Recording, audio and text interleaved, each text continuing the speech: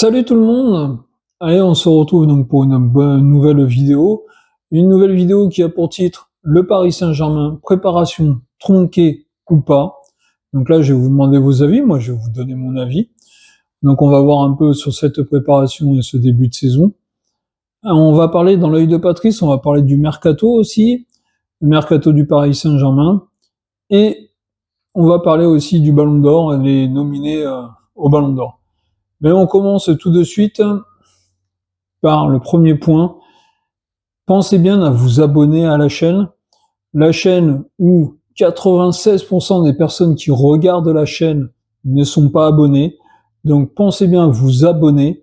Plus il y aura de monde, plus on créera une communauté et plus on pourra s'exprimer et parler football, en l'occurrence donc du PSG.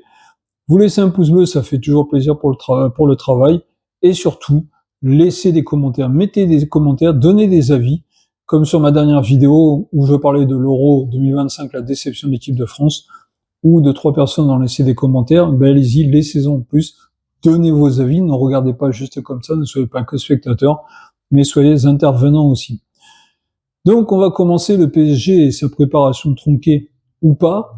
Donc là, mon avis à moi, oui, elle va être tronquée, cette préparation. Alors est-ce qu'elle va être tronquée dès le départ? Ce n'est pas sûr.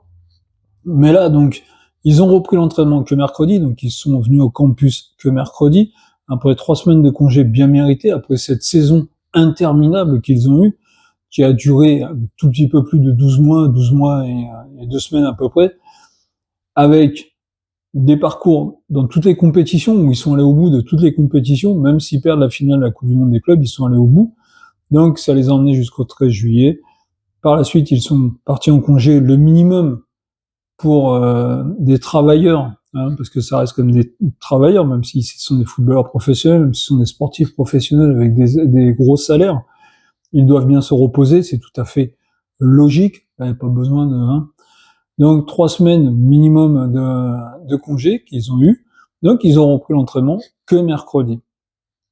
Et mercredi suivant, donc 8 jours après, on a la finale de la coupe, la Super Coupe d'Europe, excusez-moi, la Super Coupe d'Europe contre Tottenham, qui va se jouer à Udinese, où les joueurs de Tottenham, eux, ne pensent qu'à ça, ils se préparent qu'à ça depuis maintenant un bon mois, même si c'était même plus, alors que le PSG, eux, ils n'ont aucune semaine dans les jambes. Déjà rien que ça, c'est fausser cette Super Coupe d'Europe. C'est de retirer la valeur à cette Super Coupe d'Europe. L'UEFA, en ayant maintenu cette Super Coupe d'Europe à cette date-là, n'a fait que la fausser. Et après, pour le PSG, tout de suite dans la foulée, hein, on joue le mercredi, le dimanche, ils jouent à Nantes, donc en déplacement, ils vont à Nantes avec un nouvel entraîneur à Nantes, avec de nouvelles ambitions. Ils se déplacent donc à Nantes dans le premier match de Ligue 1, avec seulement 10 jours dans les jambes face à un club de Nantes, une équipe de Nantes qui aura, eux, facilement 5 semaines de préparation. Donc le PSG, là, ils annoncent il n'y aura pas de foncier, c'est normal, ils peuvent pas planifier du foncier, et il n'y aura bien sûr pas de match de préparation, puisque le premier match sera la Super Coupe d'Europe. Après, bon, ils auront une semaine de battement entre le match contre Nantes et le match suivant qui se déroulera au Parc des Princes. Donc une semaine, je crois que c'est 5 jours, puisqu'il y a des chances qu'ils jouent le vendredi, si j'ai bien compris. Enfin bon, voilà. Le PSG, avec cette Coupe du Monde des clubs, je l'ai dit, répété dans les vidéos précédentes, moi, elle me plaisait pas. Elle me plaisait pas parce que ça rajoutait des matchs, ça rajoutait des temps à certaines équipes. Là, en l'occurrence, on le voit avec le PSG. Mais en Espagne, on le sait que le Real de Madrid est en train de faire sa crise d'honneur parce qu'ils voudraient repousser leur première journée, ne pas disputer leur première journée aussitôt. On sait qu'en Angleterre, Chelsea, pareil, a repris. Le Bayern, bon, un peu, ils avaient été coupés une semaine plus tôt, mais voilà. Là, on voit quand même les limites de cette Coupe du Monde des clubs qui n'avait aucune valeur et qui ne représente rien. Donc moi, mon avis à moi, le PSG, on est sur un début de saison qui va être tronqué, une préparation qui va être tronquée, car, je vous l'ai dit, les matchs importants arrivent trop vite, la Super Coupe d'Europe. S'ils la gagnent, tant mieux. S'ils la gagnent, ça va peut-être faire mal à Tottenham. Par contre, s'ils la perdent contre Tottenham, ça sera logique. Mais en France, on va tout de suite tirer des conclusions en disant oui, PSG ils sont pas prêts, PSG ceci, PSG cela. Donc là, vraiment, aujourd'hui, le PSG, avec cette Coupe du Monde des clubs, cette préparation tronquée, va démarrer le début de saison compliqué. Alors même si on écoute certains spécialistes de la condition physique, nous disent que le PSG ne vont peut-être pas avoir tant que ça de mal à... ce sont des professionnels, ils sont préparés, donc ils auront peut-être des creux, mais ça sera pas des creux comme on pense nous, les gens moins dedans. Mais moi, je pense quand même que le PSG va avoir un creux. Donc voilà, la préparation pour moi est tronquée. Vous donnez votre avis, n'hésitez pas, dites-moi si vous êtes d'accord avec moi ou pas sur cette préparation tronquée du PSG. Alors, dans l'œil de Patrice, on va parler du mercato. Le mercato du PSG. Alors, le PSG reste sur cette ancienneté Leonardo et surtout Nasser Al-Khelaifi, où il donnait des salaires morbilants à des joueurs, il les achetait à des prix complètement fous. Randal Colomani, quand j'entends encore des éminents spécialistes qui me disent que c'est quand même Campos qui l'a acheté, ça me fait rire. On sait tous que c'est Nasser Al-Khelaifi qui a payé le joueur ce prix-là, 95 millions d'euros. Comme Milan Skriniar, qu'on nous le met sur Luis Campos, je crois que c'est Nasser, depuis ça faisait 2 ans qu'il le voulait absolument. Il l'a eu gratuitement, mais avec un salaire de fou. Donc on est avec des joueurs qui ont soit coûté cher et qui ont des beaux salaires, ou des joueurs qui n'ont rien coûté mais qui ont des salaires monstrueux. Tous les joueurs du PSG qui étaient prêtés sont tous revenus. Il n'y en a aucun qui est resté dans son club sans avoir fait un retour à Paris. D'accord, Milan Skriniar était au Fenerbahçe l'an dernier, il a signé, là, c'est à Fenerbahçe, il vient de quitter le PSG pour Fenerbahçe. Alléluia pour lui. Mais après, Nordin Mukiele est revenu, même si moi je fais partie des joueurs qui pensent que Nordin Mukiele devrait avoir sa chance. Mais Luis Enrique n'a pas l'air dans cet avis, et c'est lui le spécialiste. Hein. Après, on a Renato Sanchez, qui était à Benfica, qui n'a pas été conservé. Carlos Soler, qui était à West Ham, qui n'a pas été conservé. Marco Asensio, qui était à Aston Villa, qui n'a pas été conservé.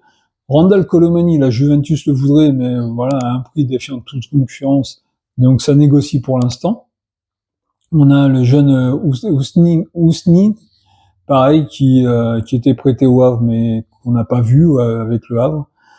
Et je suppose que je dois en oublier, parce qu'il y a quand même des prêts, il y a quand même pas mal de prêts qui reviennent.